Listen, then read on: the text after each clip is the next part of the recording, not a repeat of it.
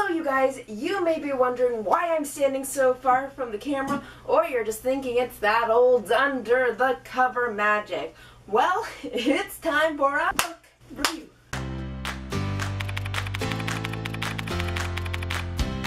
So what we're going to talk about today is Crazy Rich Asians. And yes, I did read it because of this glorious movie coming out.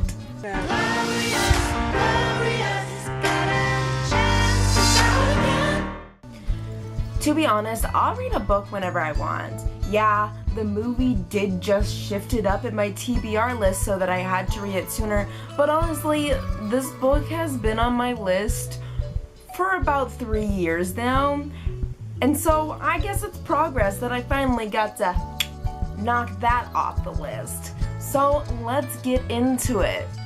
I've noticed that everyone likes to give a summary about what the book's about because, you know, we all can't read a summary on Goodreads. That would be preposterous. We want to hear someone tell us about it. So let me tell you, the whole story of Crazy Rich Asians can basically be boiled down if a Hallmark movie got mashed up with Gossip Girls and was high on Ancestry.com. If you like to watch dramas or you like soap operas, this is a really good book for you. However, if you don't like detail, it's a very detailed book, and let me just tell you, it's a very in-depth book, and he goes really deep diving into everybody. I actually like the details. I like diving into the families. I like the dramas. I watch a lot of Korean dramas. I know, that doesn't surprise anybody. But since I watch a lot of those, I like the drama of it and all that. However, the movie trailer makes it seem like this big rom-com, but I just want to say, for about 75% of the book, Rachel and Nick aren't even together. I know that Rachel Cho is one of the main characters, and she's very prominently displayed throughout the book. However, their romance isn't as displayed as some rom-com fanatics would love. Now, being someone who doesn't really like romance, that's not really a downside for me. Actually, the fact that the drama was played up way more than the romance, I was in it. I was like, oh girl, you did not just do that. And the mom was like, bitch, yes I did. But that is basically my... Was that a summary? Was that a summary? We're gonna say that was a summary. My overall experience is I liked it. I liked it and I thought it was good. I enjoyed it and I'm so excited to see the movie, and trust me, when it comes out I will give a whole review about it and tell you exactly how I felt about it and if I liked it or not. Now, I'm not one of those people who believes that a book adaptation has to be exactly word for word the book, and it has to be 100% and you can't be anything else, otherwise it's a bad book adaptation. And I don't believe that every line should be the same, and I do believe that you have to change things because it is a different medium, and keeping things the same can end up with a very boring adaptation. Now, that being said, I do believe that an adaptation should stay to the core of its material. I believe that there is something about every story that you look at and you're like, yes, that's that story, and it has a core to it, and it has a core message, it has core themes, and it has a core feel to it. I should be able to go into the theater, say, yeah, this is definitely like a different version of it, like a different kind of idea of it, but it's still the same story. I feel like I'm still there and I'm feeling the same, I'm feeling similar emotions to it. I'm feeling like it's still the same thing, but in a new, brand new way. A new, brand new way. That's English, you guys. The next little bit of this is going to be a little bit of a spoiler alert, so if you haven't read the book, and you don't want the spoils, I will see you when I post again. But like, look you guys, I posted 2 videos in 1 week. We're going crazy here. We're gonna just wait here for these people to sign off. Are they gone? cool.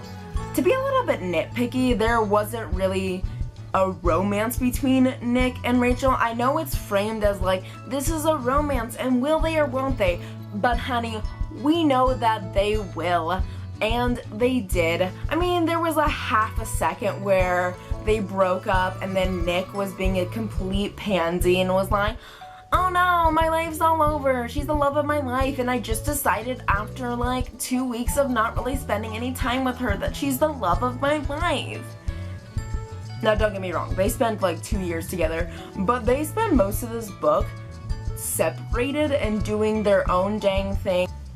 Can we like just talk about how vapid this boy is? Like that he doesn't even realize, he's just like, oh look, Rachel's having so much fun. Rachel's sitting over here like, I came here for a good time and all I'm being is threatened all the time. But what does this girl say? She's like, yeah, I'm having so much fun. As if Nick really thinks that she is bonding with any of these girls. However, to be fair, I don't think that's like necessarily a complete character flaw, as in the fact that I've met a lot of guys who are like that. My own brothers can be like that. You'll be like sitting over there like suffering and you're like, everything is fine, and they're like, she said everything is fine, therefore everything is fine. And you're like, no, when I tell you everything is fine, everything is not fine. It is not fine, because the only time I say everything is fine is when nothing is fine. It's just like when someone tells you that they are living the dream. Nobody who is living the dream needs to say that they're living the dream, because they're living the dream and therefore they don't need to tell anybody that they're living the dream. Can we talk about the whole business of Rachel's dad? Like, wow, you guys, that was actually kind of a twist that I kind of saw coming. So I knew that with all the hints about her dad and about him not being around, I was like, he's gonna come back. It's gonna come back. And if it didn't, I would have been so disappointed, because I have this big thing where, like, if you guys haven't heard of it, there's this theory of Chekhov's gun, and basically it talks about do not show a gun unless you're going to use that gun. And it doesn't have to mean that you use that gun in that scene. It means that you just have to use it within the entirety of the media. And I was sitting there thinking like, Rachel's dad has to be Chekhov's gun, because we keep on hearing about this, and we keep on, people are like, what's going on with Rachel's padre? He's dead. Are you sure? Please, my mama would never lie to me. Her mama lied to her. Her mama hardcore lied to her. But I get it. I understand. However, their dad being alive wasn't what surprised me. We thought like it was gonna be all this big bad, but like the whole thing about her having to run away and leave America because her husband was so abusive and she just met this thing, like I need to pick up the second book ASAP, because I need to know, does she meet her dad? There's so many things racing through my mind, and just to drop that on me within the last 40 pages, I was just like, girl. So here's me spilling the tea. I enjoyed this book. I really did. I gave it a 4 out of 5 because, no, it is not the best book I've ever read, but I enjoyed it a lot. I loved the drama of it. I loved all the crazy rich people in it. I like the fact that even if it was a romance story, it wasn't like overly powering romance. Like, I don't know what I want. Don't even look at that, because that's a romance book. This is a romance book. I read it. I hated it. I got all the bookmarks in it, but I hated it. So I don't really read romance. But I enjoyed this because I think it was so much more focused on family dynamics, and it was so much more focused on everything else than the romance that I was like, I'm on this train. Choo choo. Anyone who's saying that they're having a hard time getting through it, I'm sorry. because I thought it was such an enjoyable experience. I was laughing, I was like gasping, I was like, oh no girl, you are not doing this. I was doing a lot of things, but overall I was enjoying it. I read it with somebody else and they were like, it's okay, but that was because of all the descriptions. The descriptions kind of just distracted them from the whole dang process, and they were just like, yeah, it's not mine. And I'm like, honey, you watch Hallmark. You do not get to judge this book. And that's not a diss on Hallmark, but it is a diss on Hallmark because Hallmark has very static writing and you can guess exactly what's gonna happen by the first 15 minutes of the movie. They have such a formulaic script that, like, if you were wondering who's gonna be the love of her life, I can tell you, I already know it. And it doesn't matter if she has a boyfriend, because he is a piece of trash and we're gonna all be convinced that he's a piece of trash. But if this was real life, he would just be a normal person. One last thing before we end this review, because I don't want to end it on a Hallmark note. I like to rank my stories on my Goodreads things, and so the categories I had were romance, drama, insane rich people, secrets revealed, end twist, and would recommend. For romance, I gave it a 4 out of 10, which isn't bad for me because I don't really give high romances. It takes a lot for me to do that.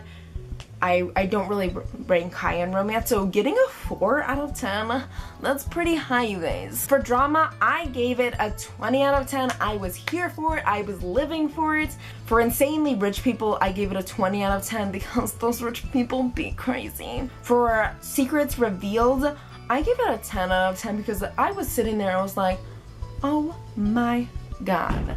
For end twist, I gave it a 7 out of 10 because I was still a little bit like, whoa, but it wasn't like the most life-turning twist ever. I wasn't like, oh my god, I never saw that coming. I'm actually pretty good at guessing and twists, so when someone's like, wow, I never saw that coming, it was just out of the water, I was like, but dudes, they've been foreshadowing the whole thing. Just today I was watching a review of Warcross and someone said that they hadn't seen the ending. They were like, it just blew their mind. And I was like, it was the most predictable ending I've ever read.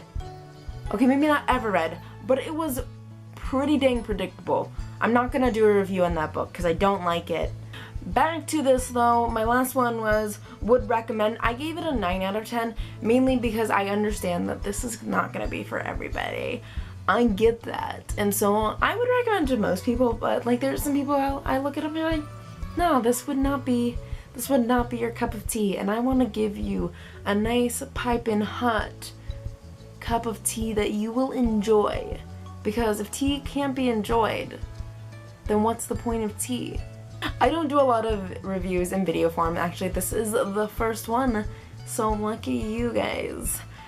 Also, thank you guys if you still like it even without me jumping around, because since this is my first review for a book, I wanted to have all of my thoughts collected, and jumping around just tends to kind of scatter it. That's why I can do like talking about one book for every shot, because I'm only talking about one book, and so yeah, I can talk about the book because I'm not jumping around to a different spot. I'm sitting in one spot thinking about this book and then moving on. I would really like to know what you guys thought about the book, or even what you're thinking about the movie. So have you read the book? If you're watching this after the movie came out, did you like the movie?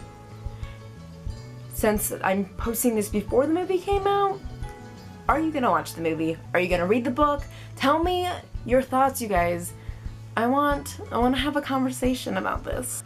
I really liked it, but I think the thing too is I'm slowly transitioning from reading a lot of YA into reading a lot of not YA, and I tend to notice the people who I've talked to who don't necessarily like it read a lot more YA than I do. Some of the books that I've absolutely hated in YA, I've been like, This is awful. I hate this every minute of it. They've been like, I'm here for this. This is great.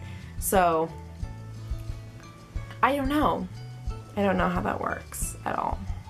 If you like what you saw today and you think that I'm doing an a-okay job here, go ahead and subscribe, ring that bell, give me a thumbs up. Or if you think everything I said was just complete trash, then go ahead and leave a down thumb.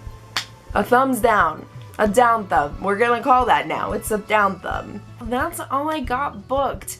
I will probably not be able to squeeze another video in this week, but I don't know. I said I wasn't gonna make another video a couple days ago, and here we are. 2 videos in 1 week. It's a special week for us. But I wouldn't guarantee a 3rd video. That's a little too much. Even for me. So I will see you guys next week.